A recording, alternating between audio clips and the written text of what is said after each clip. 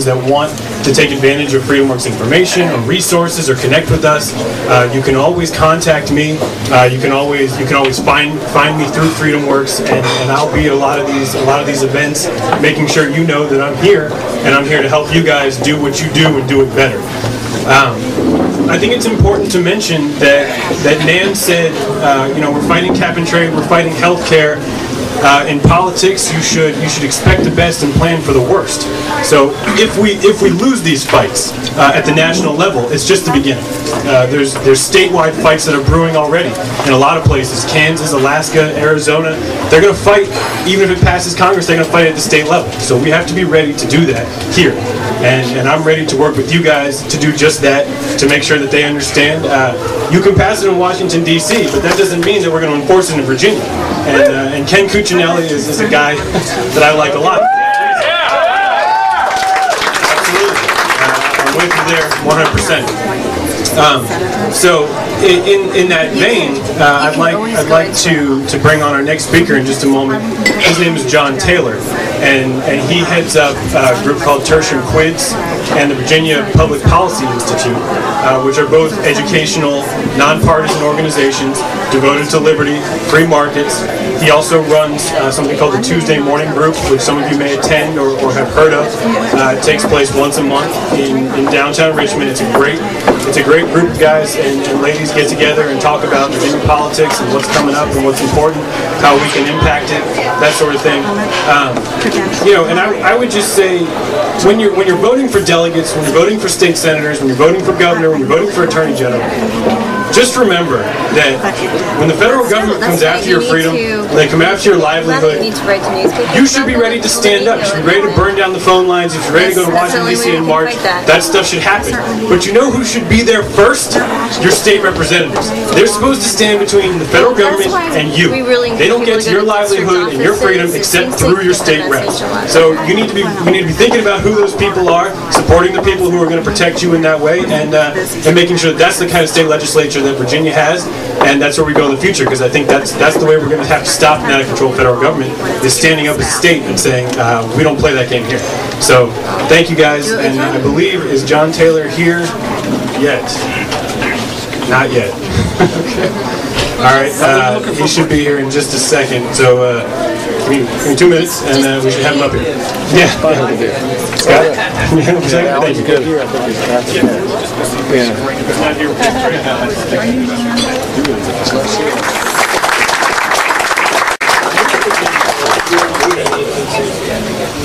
Thank you. Good. Thank you. It's good to be here tonight. This farmer from an adjacent farm goes up to a farmhouse, starts just beating on the door, and you can tell from the way he's beating on the door that he's mad about something. One of the sons from the family goes to the door, opens the door, and the farmer says, "Where's your dad?" The boy says, "My dad's not here right now." He says, "Where's your dad? I need to talk to your dad right now." He says, "My dad's not here right now. He went into town." "Well, when's he going to be back?" "Don't know when he's going to be back, but he'll come back from town eventually, because he always does." The farmer at the door says, "Your older brother Howard has impregnated my daughter." The boy says, "Well, I'm sorry to hear that." "Well, what are you going to do about it?" "I don't know. You need to talk to my dad." "Well, what's he going to do about it?" "I don't know. You need to talk to my dad." "Well, what can you do?" The boy thinks a minute and says, "Well, for our Bull Big Macs, we get about $1,200. For our Bird Dog Buck, we get about $500. But I don't know what Dad charges for Howard." Now, the point of that story is this. There are all kinds of people in this world that want to screw you over. And most of them want to send you a bill for the experience. Those people are what we call politicians. And we can't let them get away with it.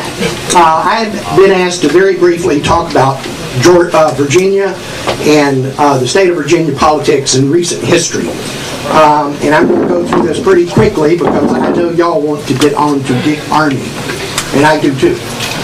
Between 1998 and 2006, the budget of the Commonwealth of Virginia went up by 118%. During that period of time, the Republicans controlled the House, they controlled the Senate. For several of those years, they controlled the governor's mansion as well. Now, how could that happen? Well, it could happen by what I call the Gang of Eight, the evil Gang of Eight. There were 7 Republican senators, a Republican delegate, that not only didn't vote with their fellow Republicans, they voted together and with the Democrats. So on spending bills, they were passed. Increases in taxes, they were passed. When the conservatives came up with an idea to cut spending or reduce the size of government, it was usually blocked in the Senate by these Republicans who voted for the Democrat. The good thing is that out of those 8 evil Republicans, 5 of them are no longer there. They resigned, they retired, they're gone. Out of the 3 remaining ones, one of them is already telling people he does not intend to run for re-election. So we're down to like 2 of these guys, and if there's only 2 of them, that gives us an opportunity that we have not had in years. And that's a good thing.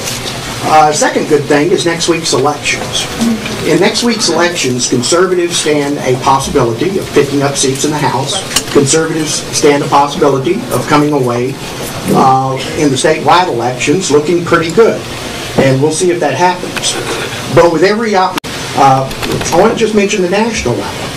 We have something happening next Tuesday at the national level that's very important, and I'm sure y'all probably been following this. That's the Hoffman race up in New York. Dick Armey, much to his credit, has shown some courage and some foresight, and he's come out and he's endorsed Hoffman, the conservative, not Dee Dee, and I'm going to call her by her first name, not out of disrespect, because I can't say her last name without spitting all over these people right here.